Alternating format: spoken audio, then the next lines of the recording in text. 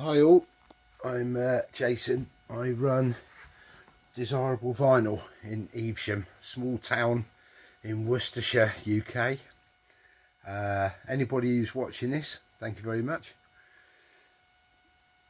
I had a record store until late 2021, which I closed down due to financial problems. Had a lot of personal issues that then arose from it, but you don't need to know my backstory.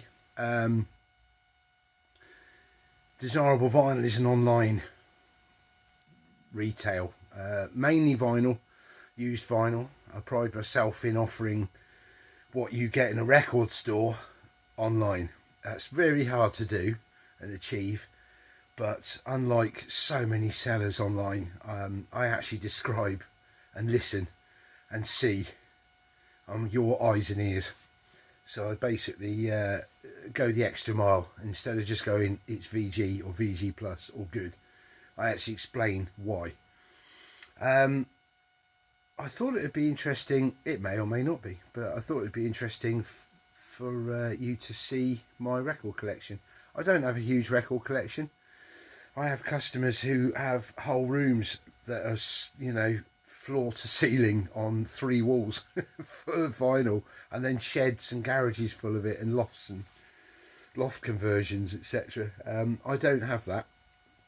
The beauty is because I sell the stuff, I come across so much music that I wouldn't normally listen to. My go-to is heavy metal, punk, reggae, ska, but mainly heavy metal, and the heavier the better.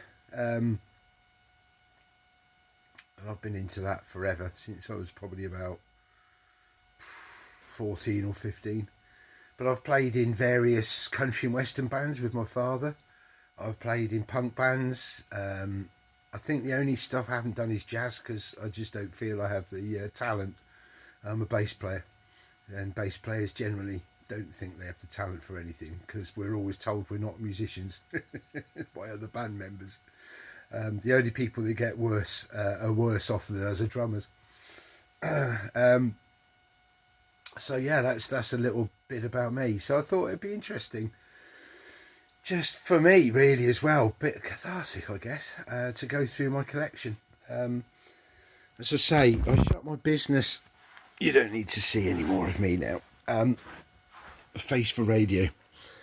I shut my business in late 21, as in the record store. I had a proper retail, nice old school indie record store that I can't say was a dream of mine since a child, but my love of music, as you can tell, meant that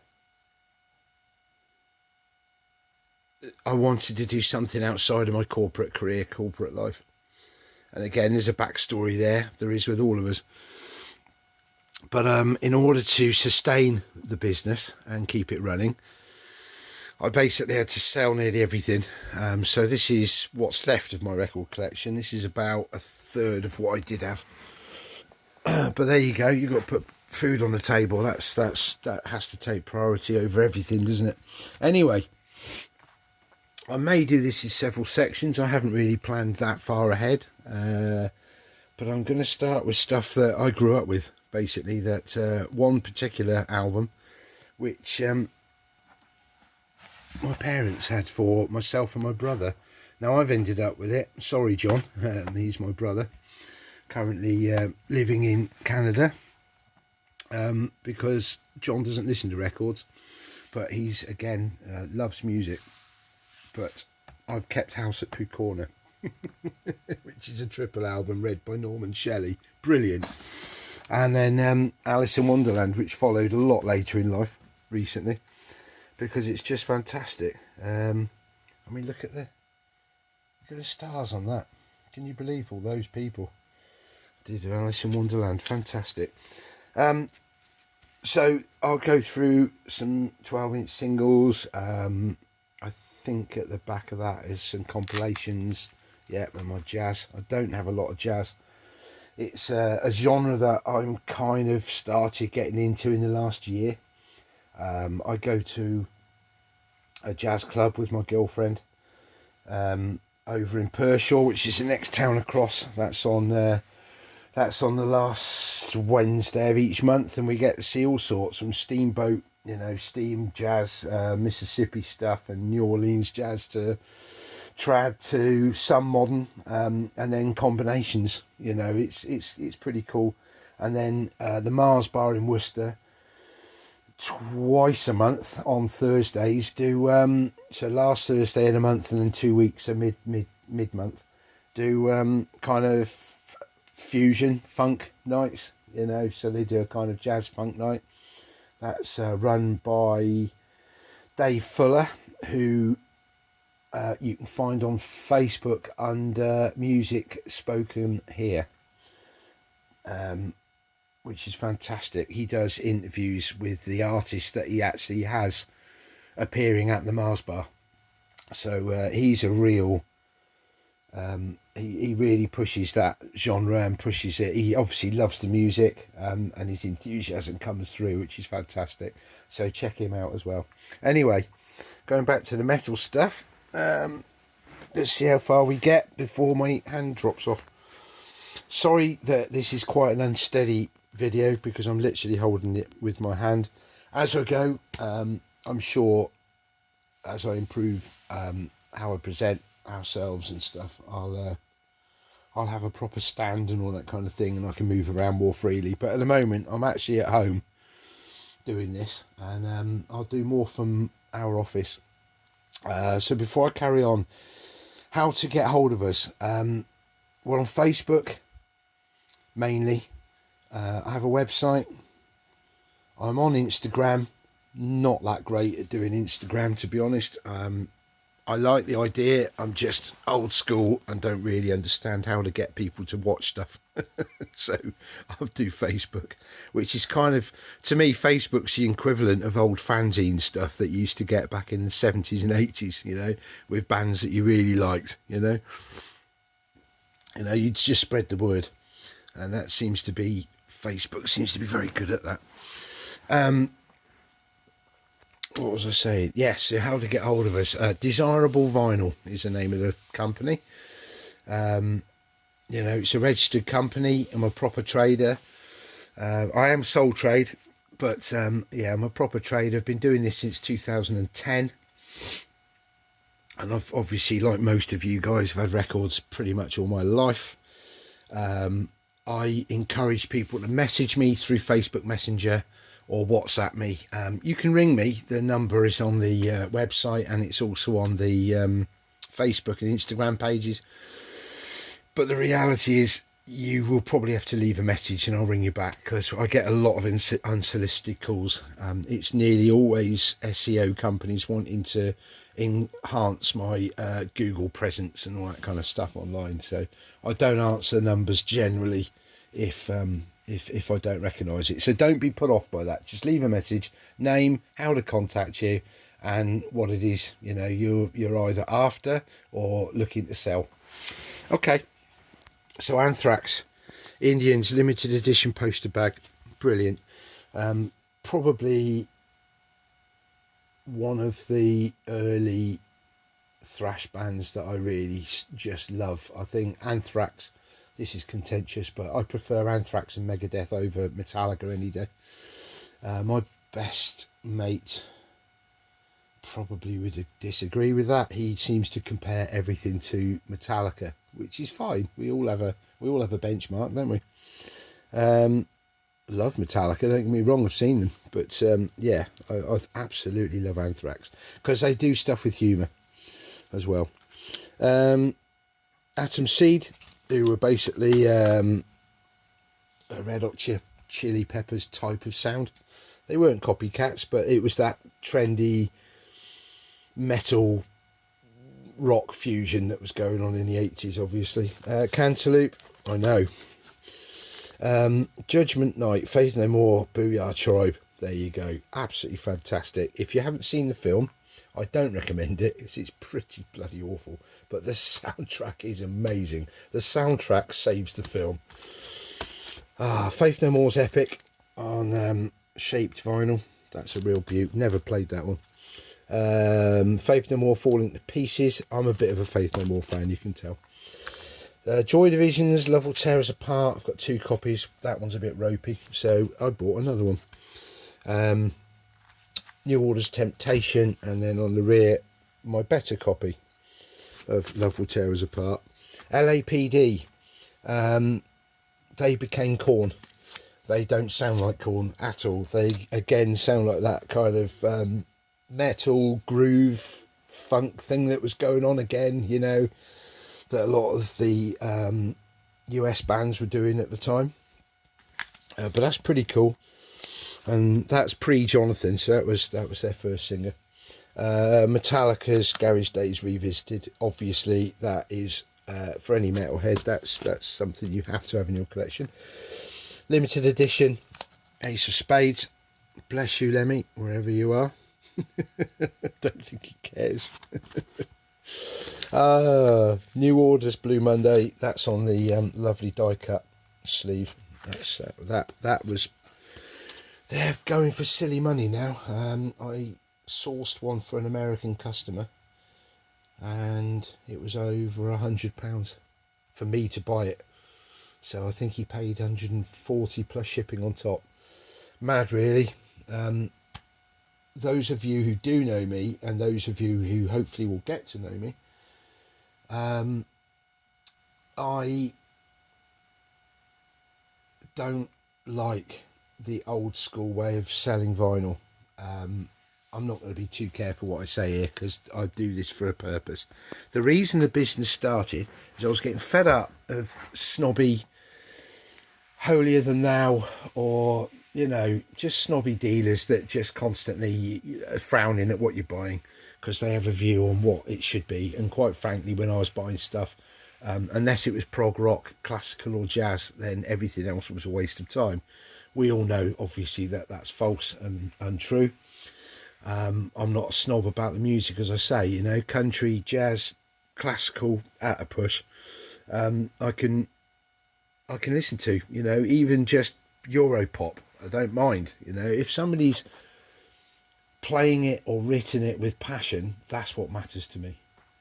You know, that's all that matters. So it could be Chemical Brothers and Underworld, or, you know, Prodigy, or it could be Led Zepp or Pink Floyd. If it's written with purpose and intent and has a message, that's what matters. You know, if it's just pap that just is churning out just purely because somebody wants to become a celebrity or famous, I'm sorry, but, you know, that doesn't. I'll sell it and I'll source it, but I think most music lovers avoid that. I know that's in itself a bit of a snobbish statement, but the reality is, you know, when you look at what people really keep going back to, which currently is like 60s psych type sounds, Pink Floyd is forever being played, for example, as well. On top of that, metal is the biggest underground movement in the world, and is not really underground, but is still considered underground. Because others don't get it at all. So, you know, that's what it's about, really, isn't it? It's loving the music without really being too critical about other people's tastes, I think is the best way to describe what I try and do. So anyway, yeah, carry on. Gary Newman's Cars. So while we're doing that, basically what I do is I'm an appointment-based company now. As I say, I'm based in Evesham. I won't give the address out because don't rock up without an appointment. I'm quite hard to find on purpose. There's quite a bit of stock and I don't want everybody knowing. So I'm very happy to run appointments. I work from the office most of the time, apart from doing this video. And you know, people can usually get hold of me on the day is a bit tricky, but certainly the day before. I like to try and get appointments in 3 to 5 days beforehand, because it can get quite busy in there.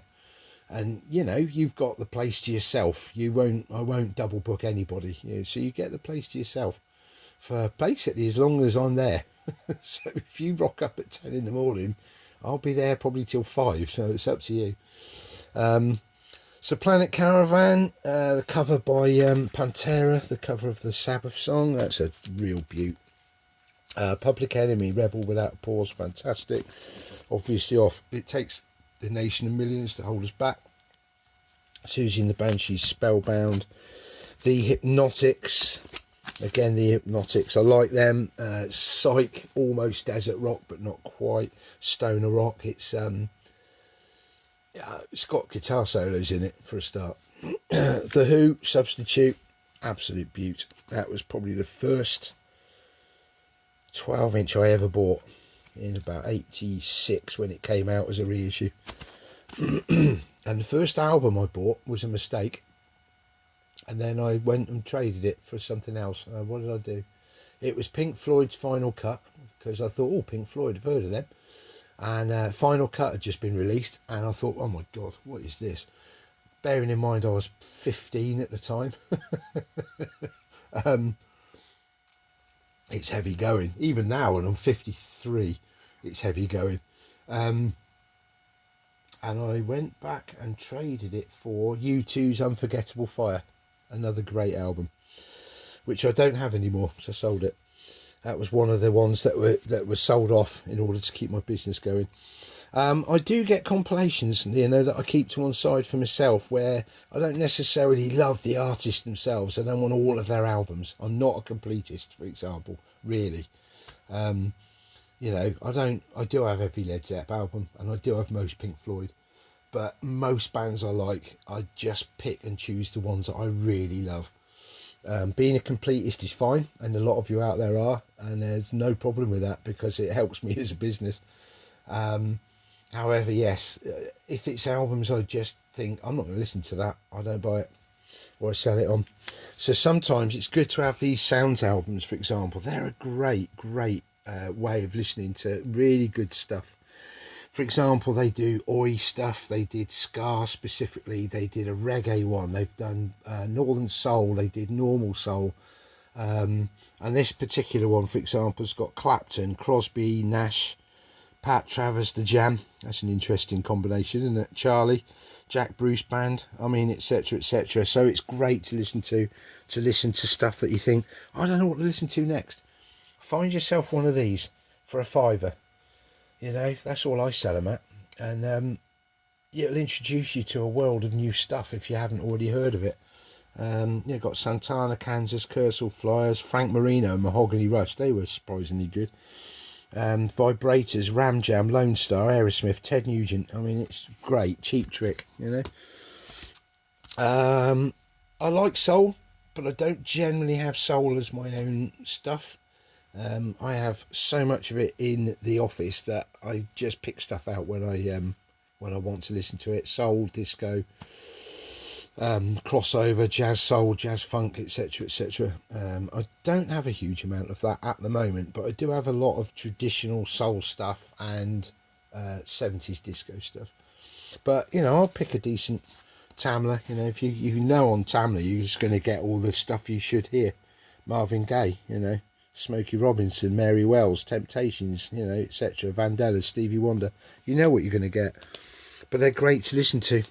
It's the equivalent of putting Spotify on random, And then some jazz, not a lot, as I say. Larry Coryell, fantastic jazz guitarist, kind of maybe not liked that much in the jazz world because it was very rough and ready. It wasn't very refined.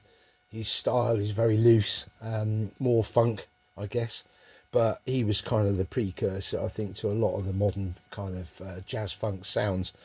But I like it, it was almost a bit psychedelic at times. But I mean, you got Billy Cobham playing on this, Elvin Jones.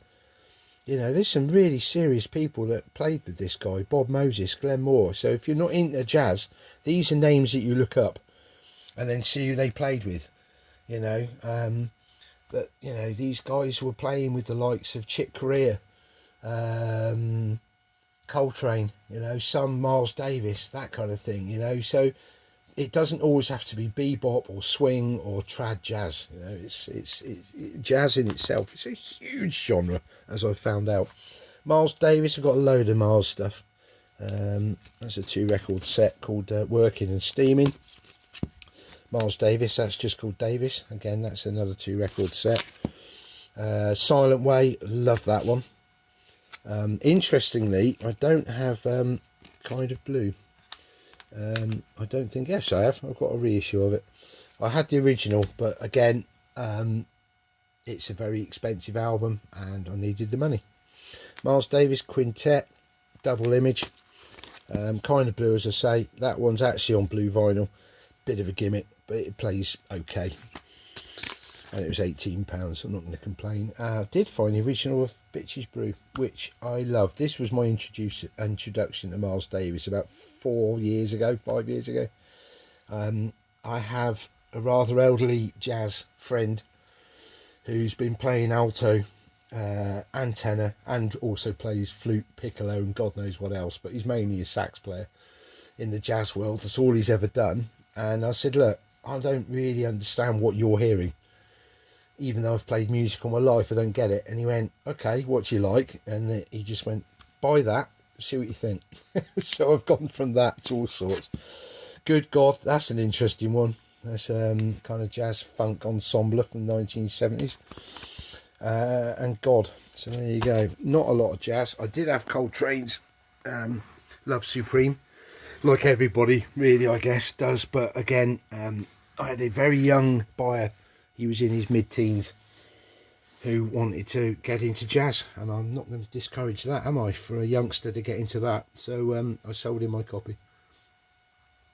Because, you know, children are very impatient, so he didn't want to wait for it to turn up. Richie Havens, State of Mind, and as you can see, I mean, I don't buy mint. If I can find it, I'll get it, but as I say, I'm not that much of an audiophile that it has to be absolutely mint condition.